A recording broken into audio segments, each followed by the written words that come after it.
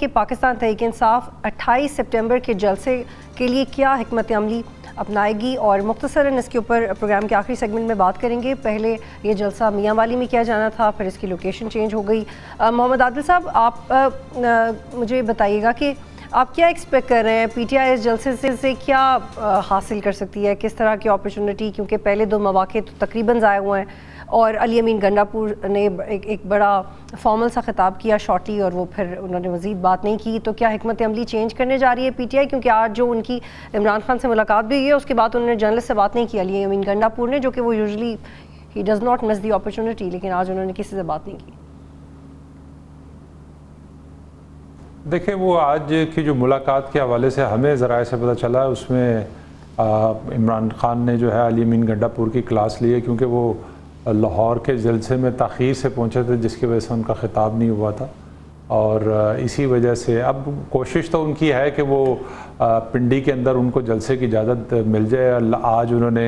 ایک درخواست دی ہے جس میں لیاقت باغ اور بھاٹا چوک جو ہے اس پہ انہوں نے دیا، دو علاقے انہوں نے مینشن کیے ہیں۔ دیکھتے ہیں اب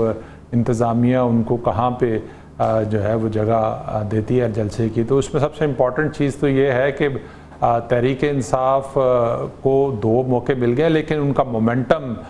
جو ہے وہ بننا شروع ہوا ہے۔ میری تحریک انصاف کے کئی رہنماؤں سے بات ہوئی ہے، اب ان کا کہنا یہ ہے کہ جو کارکن ہیں وہ تھوڑے سے چارج ہوئے ہیں ان دو جلسوں کی وجہ سے،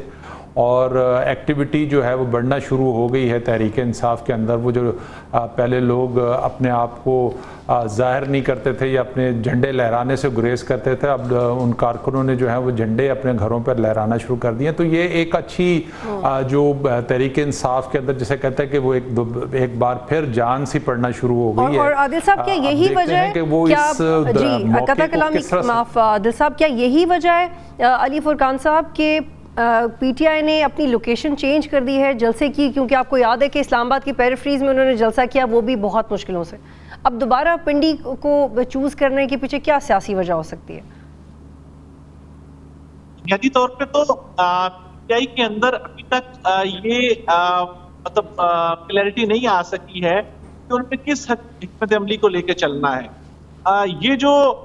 کنفیوژن ہے پی ٹی آئی کے اندر، یہی اصل وجہ ہے جو کسی بھی سٹیپ میں، کسی بھی قدم میں، کسی بھی مرحلے کے اوپر مکمل یکسوئی کے ساتھ اور مکمل ہم آہنگی کے ساتھ آگے بڑھنے نہیں دیتی ہے۔ اور یہ کنفیوژن اور یہ صورتحال ہم نے جو ماضی میں دیکھی، اسی کا یہ تسلسل ہے کہ اب بھی جو ہے وہ ایک اعلان کیا جاتا ہے، ایک جگہ کا تعین کیا جاتا ہے، پھر اس کو تبدیل کر لیا جاتا ہے۔ آپ کو معلوم ہے کہ 5 مرتبہ اسلام آباد میں جو جلسہ ہونا تھا پی ٹی آئی کا، اس کا مقام اور اس کی جو دن ہے وہ اس میں تبدیلی 5 مرتبہ کی گئی۔ اور لیکن علی، وہ تو اس وجہ سے ہوا تھا نا کہ ان کو این او سی نہیں مل رہا تھا، رپورٹس تھیں، وہ اس وجہ سے بھی تو ہوا ہے کہ نہیں ہوا جلسہ، یا چینج ہوتا رہا، یا وہ صرف پی ٹی آئی نے کیا؟ لیکن جی، جو مختلف وجوہات سامنے آتی رہی، لیکن ان وجوہات کی پیچھے جو اصل وجہ ہے، جو بنیاد ہے، وہ یہ ہے کہ پی ٹی آئی ابھی تک یہ فیصلہ نہیں کر پائی ہے کہ اسے کس حکمت عملی کے ساتھ آگے جانا ہے، کون سے لوگ ہیں جنہوں نے پی ٹی آئی کو لیڈ کرنا ہے۔ ایک وقت آتا ہے، ہم دیکھتے ہیں کہ وہ جو مفاہمانہ گروہ ہے وہ پی ٹی آئی کو لیڈ کر رہا ہوتا ہے، اور پھر ساتھ ہی ہمیں لگتا ہے کہ فوراً ہی جو دوسرا جو کہ ذرا سخت گیر ہیں، جو مفاہمت کو پسند نہیں کرتے ہیں، وہ لوگ جو ہیں وہ سامنے آ جاتے ہیں، پی ٹی آئی کو وہ لیڈ کرنے لگ پڑتے ہیں۔ تو ابھی تک جو اصل مسئلہ ہے، جو بنیادی بات ہے، یہ جو تبدیلی آ رہی ہے ان کے مختلف موقف میں، ان کے حکمت عملی میں، ان کے جلسوں کے مقامات میں، اس کی وجہ جو ہے وہ میری نظر میں یہ ٹھیک۔ اور یہ ایک اور موقع ہے پاکستان تحریک انصاف کے لیے، اور جیسے عادل صاحب رہے ہیں کہ ڈانٹ بھی پٹی علی امین گنڈاپور صاحب کو، تو کیا اس ڈانٹ کے بعد گنڈاپور صاحب ایک میچور سیاسی تقریر کریں گے، بندے پکڑ کے لائیں گے؟ کیا وہ یہ پروو تو نہیں کریں گے کہ ان کا سافٹ ویئر اپڈیٹ ہو گیا، یا واقعی وہ میچورٹی سے اس کو ایک پولیٹیکل اپرچونٹی کی طرح اس پہ کیپٹلائز کریں گے؟ دیکھیں گے۔